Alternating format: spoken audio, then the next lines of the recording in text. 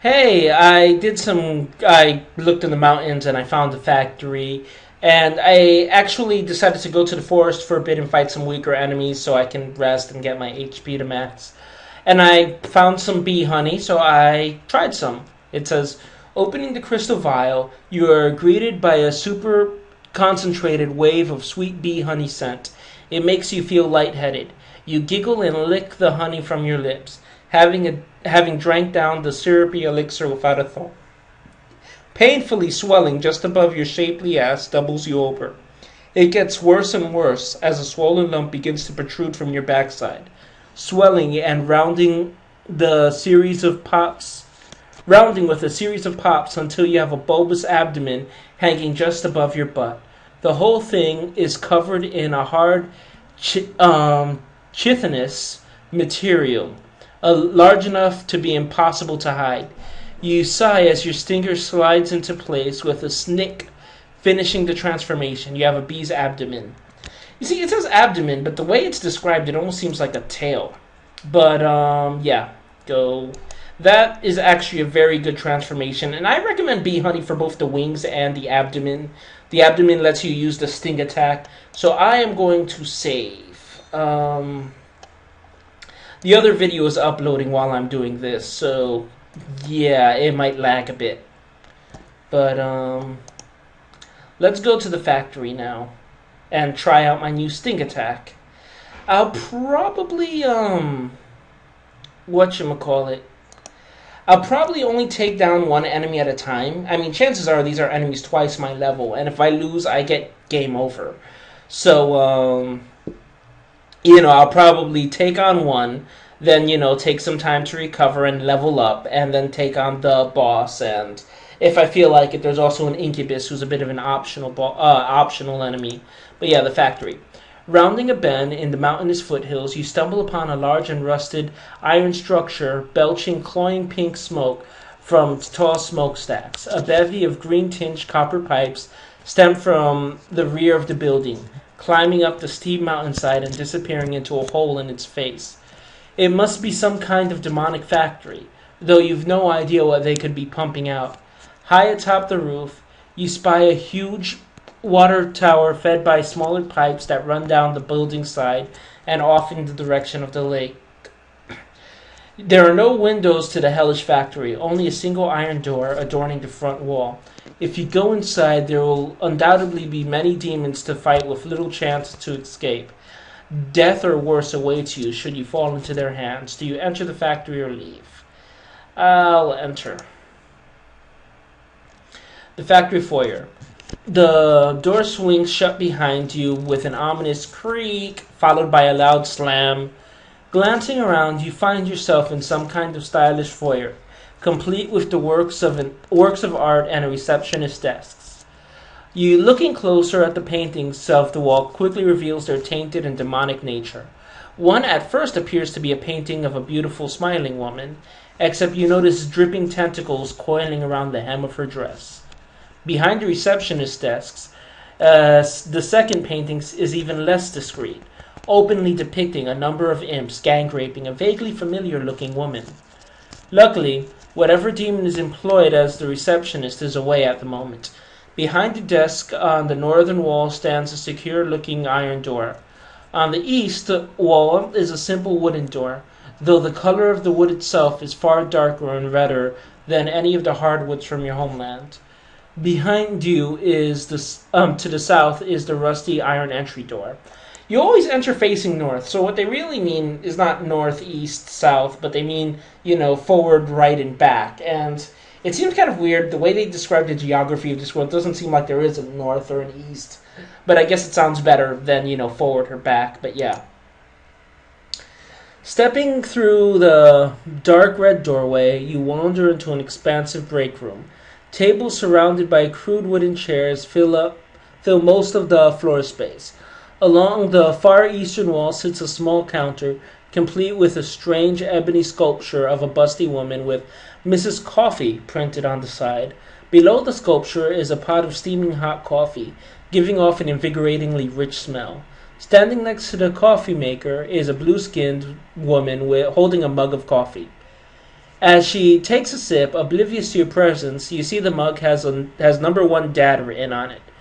Dressed in a tiny vest, short skirt, and sheer stockings, she looks every bit an airheaded secretarial ditz. Her two horns are little more than nubs, mostly covered by her flowing blonde hair. And if it wasn't for her blue skin and the tip of a spaded tail peeking out from under her skirt, you would never know what she was. The busty succubus turns, her barely contained breasts jiggling obscenely as she notices you. Oh, hi there, sexy. What's a cute little morsel like you doing by yourself out here? Talk. I suppose I really should thank you for coming down all by your lonesome. The boss is going to be so happy we found you. Just think, in an hour or two we can get you strapped in and working with the others, says the secretarial succubus, as she saunters over, still sipping her coffee. You're so cute. I'll tell you what, if you agree to come with me, I'll make sure the experience is pleasurable. She runs a stocking-covered foot up your leg and thigh, almost to your groin. Giggling, the succubus pulls it away and asks, So, are you ready and willing? For what? The succubus looks at you with a bemused expression. You haven't figured it out yet? Really? What do you think we make at this factory? Bubblegum? She asks with a cruel smile. We take human and once human champions like you, pump you full of aphrodisiacs, body-altering drugs, and corrupting agents, and then milk you of your tainted fluids continually for the rest of your life. And don't even start to ask why. I'll tell you. There are still pockets of purity out there that repel cute little demons like me. So the best way to deal with those is just to release a river of drug-filled sex juice at them. By the time the area dries off, the locals welcome us with open arms and spread legs. Yeah, as fun as that sounds, being strapped to this machine and milked forever, I think that would lead into a game over, so I will go sick. She frowns. I was secretly hoping you would say that. I'm going to make you beg me to hook you into the machines. Just wait. So yeah, my sting attack is actually, whatchamacallit, not an attack at all, but rather just sort of a super tease ability. It's an aphrodisiac you sting them with. It doesn't do damage. But there is something in the air around your opponent that makes you feel warm. You're fighting the secretarial succubus, level 7. The succubus across from you balances gracefully on her spiked heels, twirling and moving unpredictably. Sexy dark stockings hug every curve of her perfectly shaped flesh until they disappear into her tiny miniskirt. Her impressive breasts wobble delightfully as she moves, despite the inadequate efforts of her straining vests.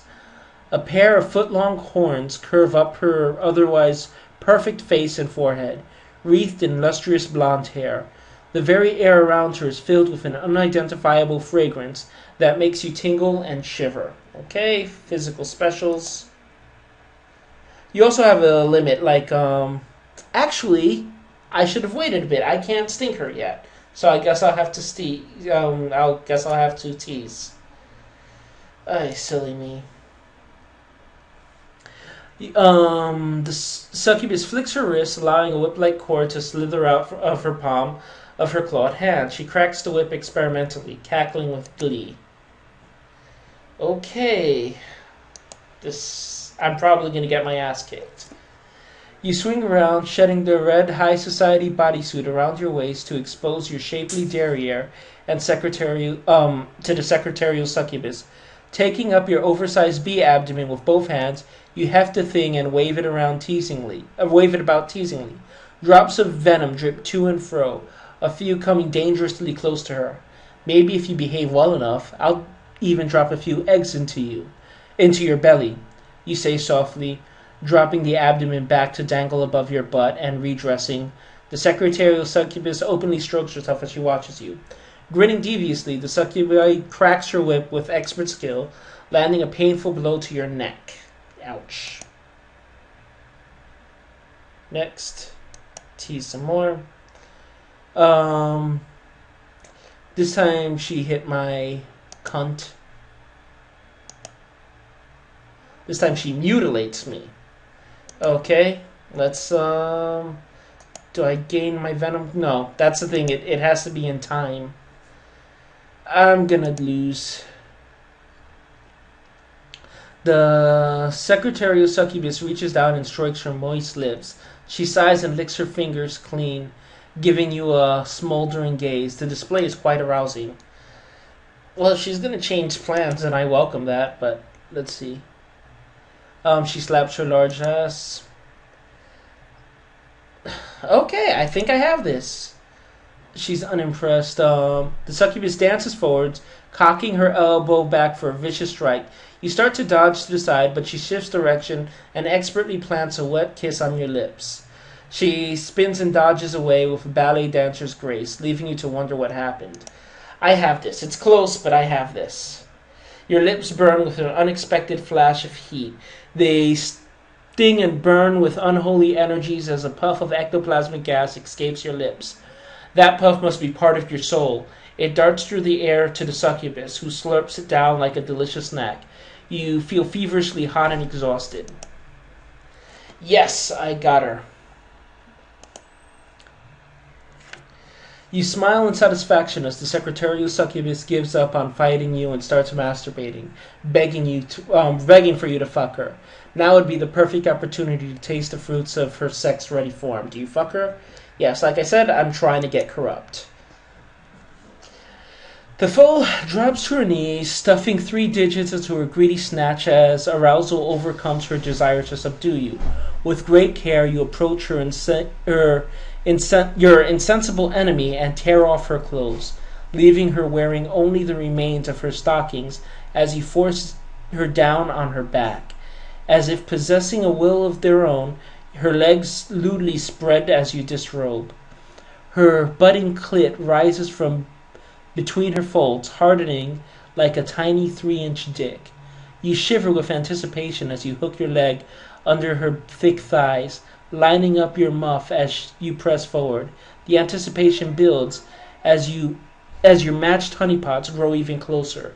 Making contact, your folds part as her purplish red clit slips betwixt your nether lips, vibrating slightly in tune with the succubus's heartbeats.